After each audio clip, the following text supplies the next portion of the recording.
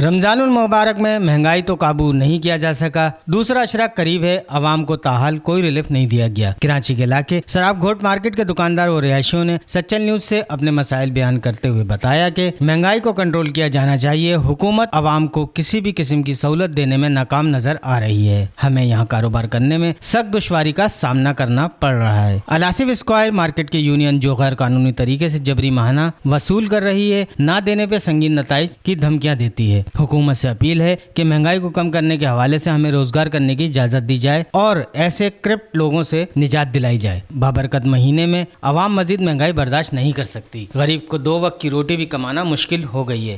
اس وقت ہر چیز کی قیمتیں آسمان کو چھو رہی ہیں۔ ماہ سیام میں بھی عوام کو جس بے دردی کے ساتھ گھسیٹا جا رہا ہے، دل سے بد دعا نکل رہی ہے۔ غریب تو بالکل اس کا تو 500-600 روپے دیہڑی ہے، کاروبار اس کا بند۔ حکومت سے کوئی اپیل کریں گے؟ حکومت سے تو ہم یہ اپیل کرتے ہیں، یہ لاک ڈاؤن کیوں لگاتے ہیں، 8 بجے کے بعد کیوں بند کرتے ہیں؟ عوام کے تحفظ کے اور عوام کے بارے میں کچھ سوچیں تو عوام کو تھوڑا سا ریلیف ملے۔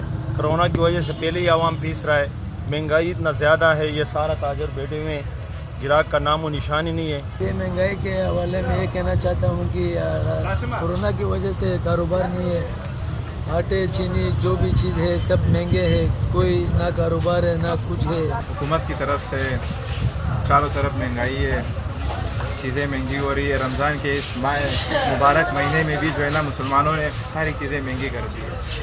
ہمیں دیکھو جو چیزیں رمضان سے پہلے 20-20 روپے کی تھی وہ اب ہم 15-15 روپے میں دے رہے ہیں پیکیج کے طور پر۔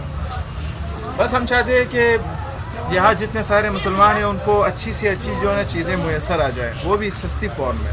دکانداروں کا مزید کہنا تھا کہ مہنگائی نے تو ہمارے چہروں سے مسکراہٹیں بھی چھین لی ہے، روز ایک نئی پریشانی سامنے کھڑی ہوتی ہے۔ اس وقت نہ تو گھر کے اخراجات پورے کر پا رہے ہیں اور نہ بچوں کو تعلیم مکمل کر پا رہے ہیں۔ غریب کے ساتھ جو ظلم ہو رہا ہے، حکومت اتنی ہی خاموش تماشائی بنی ہوئی ہے۔ روزمرہ کے استعمال کی چیزوں پر اس قدر پیسے بڑھ گئے ہیں کہ ہر چیز لیتے وقت 10 بار سوچنا پڑتا ہے۔ کیمرہ مین عامر کاظمی کے ساتھ غفران خان، سچل نیوز، کراچی۔